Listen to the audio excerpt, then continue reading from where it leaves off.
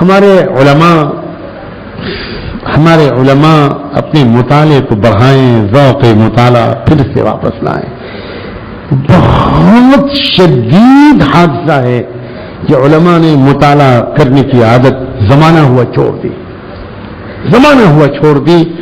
اگر علماء کا ذوق بھی یہ بنایا جائے کہ وہ کچھ نہ پڑھیں، عوام میں پڑھی جانے والی کتاب کو پڑھیں، اس کے سوا کچھ نہ پڑھیں، تو یا تو یہ کوئی سازش ہے یا یہ بدترین درجے کی جہالت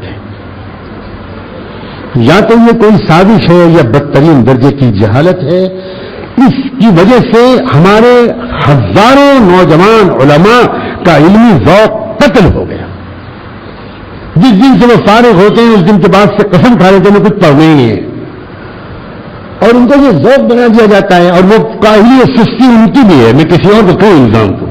وہ آرام طلب ہو گئے، ان کا ذوق ہی ختم ہو گیا.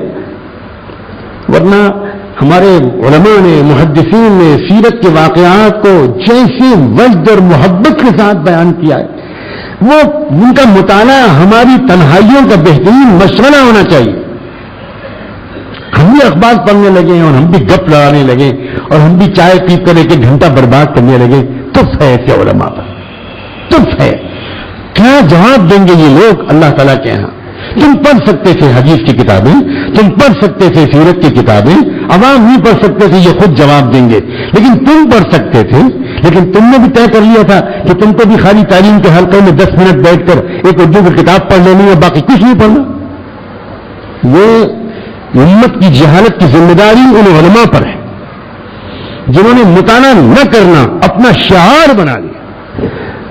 اس امت کے علماء نے جو مطالعہ کیا ہے، انشاءاللہ اگلے کل پرسوں سے میں عصر کی نماز کے بعد ایک کتاب کی تعلیم میں خود شروع کروں گا اپنے یہاں کے نوجوان طلباء اور علماء کی سوئی ہوئی ہمتوں کو جگانے کے لیے. بہت دل دکھتا ہے جب میں دیکھتا ہوں کہ نوجوان طلباء زیادہ تر سوتے یا مجلسیں جما کر بات کرتے ہیں. ان کو اپنے آپ کو عالم کہنے کا بلکہ طالب علم کہنے کا بھی کوئی حق نہیں ہے. وہ عالم کیسا عالم ہے جو 500 صفحے روزانہ نہ پڑھے؟ وہ کیسا عالم ہے جس کی رات میں آنکھیں پڑھتے پڑھتے تھک نہ جائیں؟ وہ جب تھک جائیں تب سوئے اور سوتے سوتے اٹھے پھر پڑھنا شروع کر دے. جس کا ذوق مطالعہ کتاب پڑھنے کو عشق ہو جائے، عشق. جس کی بیویوں کو یہ شکایت نہ ہو کہ یہ کتابیں میری سوکن ہیں، اسے اپنے آپ کو عالم کہنے کا حق نہیں ہے، بالکل حق نہیں. ہمارے تمام فقہا، ہمارے تمام علماء کے گھروں میں دلچسپ واقعات ہوا کرتے تھے، اس لیے کہ وہ مطالعے کا ذوق رکھتے تھے. اگر عمومی دعوت کی محنت کے بہانے امت کے علماء اپنے ذوق مطالعے کو قربان کر رہے ہیں تو دعوت کا کام بالکل ذمہ دار نہیں ہے. یا دعوت کے جاہل ذمہ دار ہیں اور یا یہ کاہل علماء ذمہ دار ہیں.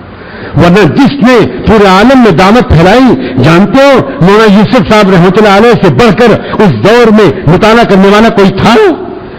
جانتے ہو کہ انہوں نے شرح امان الاحبار کس طرح لکھی ہے؟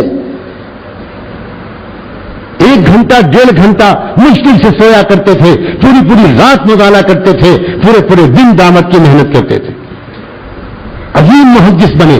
جانتے ہو کہ انہوں نے حیات الصحابہ کیسے لکھ دی؟ کیا جس کو دعوت کہتے ہیں کہ بس خالی 10 منٹ فضائل اعمال پڑھ دی، منتخب احادیث پڑھ دی، اس کے علاوہ کچھ نہ پڑھا؟ علماء قیامت کے دن تم اللہ کے سامنے جواب دو گے. تم دوہرے مجرم ہو. تم نے ایک طرف تو اپنے آپ کو عالم کہلا کر علم دین کو بدنام کیا ہے، اور ایک طرف تم نے دعوت کے کام کو بدنام کیا. یہ دعوت کا کام جاہلوں کی آماجگاہ بن گیا. یہ دعوت کام علماء کے لیے باعث نفرت بن گیا.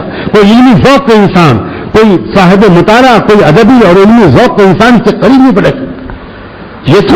یہ تھا دعوت کا کام. دعوت کا کام جن لوگوں نے شروع کیا تھا وہ سراپا علم مطالعہ تھے، وہ غرق فی العلم تھے، وہ غرق فی العلم. میرے والد جماعتی رحمۃ اللہ علیہ بیان کرتے ہیں کہ جب مولانا یوسف صاحب کے کمرے میں رات میں داخل ہوتے تھے تو ہمیشہ 60-70 کتابوں کے کنویں کے بیچ میں بنیان اتار کر صرف لنگی پہنے ہوئے پسینے میں شرابور مولانا یوسف صاحب کو دیکھا کرتے تھے. یہ ہے دعوت. حیات الصحابہ یوں ہی لکھ دی گئی. حیات الصحابہ کے مطالعے کے لیے انہوں نے کتنے لاکھ صفحات پڑھے ہوں گے، کس قدر روایات کو چھانا ہوگا. لیکن افسوس یہ کیا زمانہ ہے، یہ پتہ نہیں کیا زمانہ ہے. یہ خالی دجال کا زمانہ ہے، دھوکے کا زمانہ ہے، فریب کا زمانہ ہے، کاہلی اور سستی اور عیاشیوں کا زمانہ ہے.